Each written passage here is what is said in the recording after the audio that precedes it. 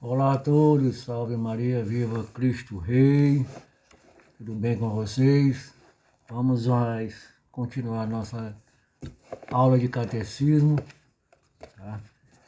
Hoje nós vamos ver o artigo 5. Jesus Cristo desceu aos infernos, ressuscitou dos mortos ao terceiro dia. Está no catecismo 631, parágrafo 1º. Cristo desceu aos infernos. Catecismo 632 a 635. As afirmações do Novo Testamento de que Jesus ressuscitou supõem que ele tenha ficado na morada dos mortos. Esse é o primeiro sentido dessa afirmação. Jesus desceu aos infernos. Ele conheceu a morte como todos os seres humanos e permaneceu na morte. A Igreja continua afirmando que sua alma foi proclamar a boa notícia aos espíritos que aí estavam aprisionados. Nesta realidade, chamada de Hades ou Sheol, as almas se encontravam sem a visão de Deus, à espera da libertação.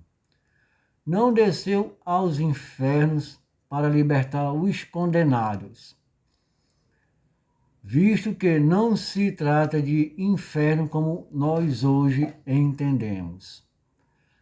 Aqui se entende inferno como um estado de todos os mortos, à espera do Redentor. É a compreensão de toda a obra redentora a todos os homens, de todos os tempos e lugares. É sinal de uma morte que liberta a todos do poder da morte. Vamos tecer um comentário. Aqui, forçosamente, inferno não tem um sentido de que o damos hoje. E também não pode ser um depósito de mortos, à espera da ressurreição. Sinceramente, o catecismo aqui não progrediu. Ficou com a terminologia do Catecismo de Trento, com algumas afirmações que aceitamos, mas não achamos que devia ser dito deste modo.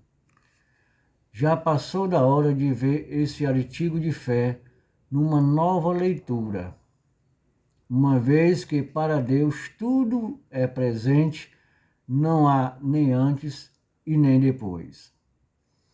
Nada nos pode fazer crer em lugar, seio da terra, morada dos mortos, porque ao morrer deixamos para trás o tempo, o espaço e encontramos numa nova relação. O significado do artigo pende muito mais para isso. Todos são salvos pelo merecimento de Cristo. Ele vence a morte e dá a vida a todos, os que morreram antes e os que morrerão depois. Não é proibido pensar e ensinar do modo antigo, mas é uma pena encher a cabeça das crianças com antropomorfismos insustentáveis. Muito bem, amados irmãos, aqui o autor está querendo dizer aqui a questão da morte. Quando nós morremos, passamos para uma outra dimensão, tá? Não um lugar específico, lugar físico, isso não existe. Isso aqui é um modo que a igreja usou, para ensinar na nossa linguagem, para nós termos uma compreensão mais ou menos de como é que é esse processo, tá? Mas hoje, cada um de nós sabemos que isto não é a realidade. O antropomorfismo é aquela categoria que dá figuras e imagens, a lugares e a pessoas. Por exemplo, Deus é espírito, então não tem forma. Mas a igreja nós damos uma explicação aquela fase da catequese de um senhor de barba branca, aquela coisa toda. Mas ele quis dizer o seguinte, nesta figura dos infernos aqui, não é propriamente como nós pensamos. Tá? Quando ao morrer, nós passamos para outra dimensão, o tempo e o espaço, né, tudo aqui ficou para trás. Então nós vamos ver uma outra realidade. Tá? Não sabemos definir bem como é que é, mas este é o processo. Parágrafo 2. No terceiro dia ressuscitou dos mortos. Catecismo 638. O evento histórico e transcendente. Vamos ver do 639 ao 647. A ressurreição de Jesus é a verdade que fundamenta a nossa fé. Essa fé foi criada e vivida pelas primeiras comunidades cristãs. Segundo, o mistério da ressurreição de Cristo é um acontecimento real que teve suas manifestações historicamente constatadas, como atesta o Novo Testamento.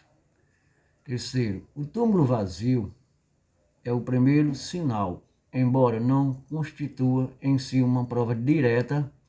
Isso foi testado por várias testemunhas. As aparições de Jesus ressuscitado deram a todos a certeza que era verdade que o Senhor ressuscitara. Com isso começa a nova fase da Páscoa. Os discípulos e os apóstolos serão as primeiras pedras da fundação da igreja, suscitada pela força do Espírito e pela novidade da ressurreição. Mesmo entre os discípulos permanece a perplexidade, a ponto de pensar em ser um espírito ao ver Jesus. A experiência do Cristo ressuscitado foi marcante e decisiva para a fé dos apóstolos. 6.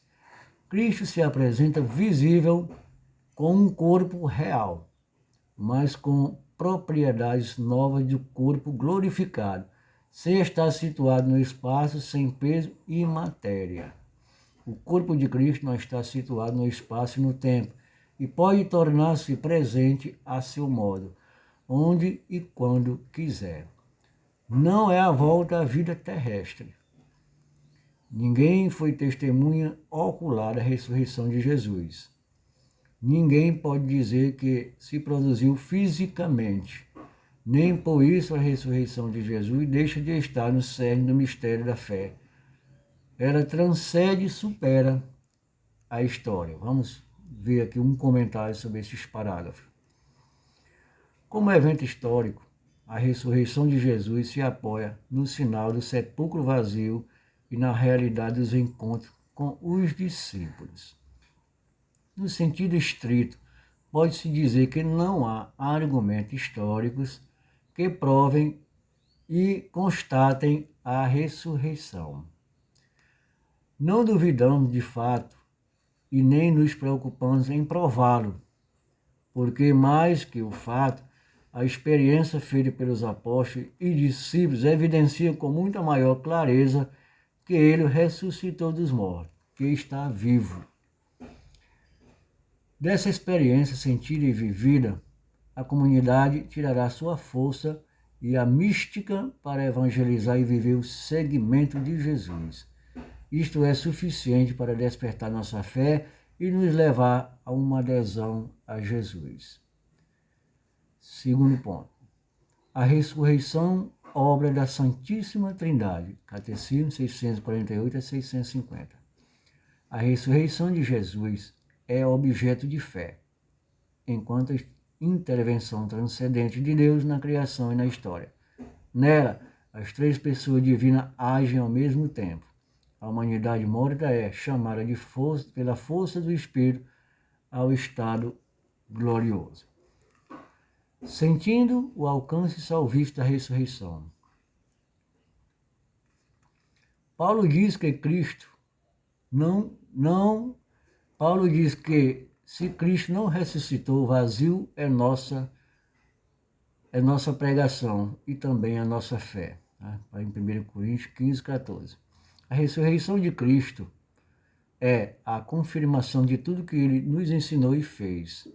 A ressurreição é o cumprimento das promessas do Antigo Testamento e do próprio Jesus durante sua vida. Ressuscitou segundo as Escrituras. Terceiro, a ressurreição é a confirmação da verdade sobre a divindade de Jesus. Ele é verdadeiramente o Filho de Deus e Deus mesmo. Quarto, por sua ressurreição, Jesus nos abre as portas de uma vida nova. Esta é primeiramente a justificação que nos restituiu a graça de Deus para que vivamos uma vida nova. Romanos 6,4. Quinto, a ressurreição de Cristo é o princípio e a fonte de nossa ressurreição. Vamos tecer aqui um comentário destes parágrafos. A morte de cruz foi um aparente fracasso que nivelou Jesus a um grande número de pseudo-messias que, de tempo em tempo, aparecia em Israel. A ressurreição desperta para uma realidade nova. A entrada da humanidade de Cristo na glória de Deus e a confirmação de que Jesus é o Filho de Deus, por isso, verdadeiro Messias. As experiências da ressurreição acordam os apóstolos e discípulos para a verdade de Jesus. Ele se torna a garantia de nossa fé e de nossa própria ressurreição. Resumindo, a ressurreição de Cristo é a prova que ele realmente é o verdadeiro Messias. Sem a ressurreição, como fala Paulo, é vã a nossa fé. Então nós pregamos, a igreja prega, nós pregamos o Cristo ressuscitado, tá? Mesmo que não tenha prova historicamente, como foi visto anteriormente, provas oculares, mas a fé transcende tudo isso aí. Tá? Então a comunidade vive através dessa fé, através dessa crença, dessa credibilidade de que Jesus realmente ressuscitou. O túmulo vazio também é um sinal desta ressurreição e que prova que verdadeiramente Jesus é o Messias enviado por Deus. Mesmo que haja pessoas, como o judaísmo, por exemplo, eles não acreditam na messianidade de Jesus, tá? Por vários fatores que eles tentam argumentar. Mas eles esperavam um Messias, os judeus, um Messias guerreiro, um Messias militar, um Messias político, que iria libertar ele lá das garras da escravidão, do domínio romano da época. Mas foi isso, muito ao contrário, que aconteceu. Jesus veio, uma simples pessoa, humilde, pobre, tá? Que não tinha, como ele diz, nem onde reclinar a cabeça. E esse Messias é o que a igreja, é o que nós cremos hoje. É nosso sinal, é nossa garantia da nossa ressurreição também e da nossa vida eterna.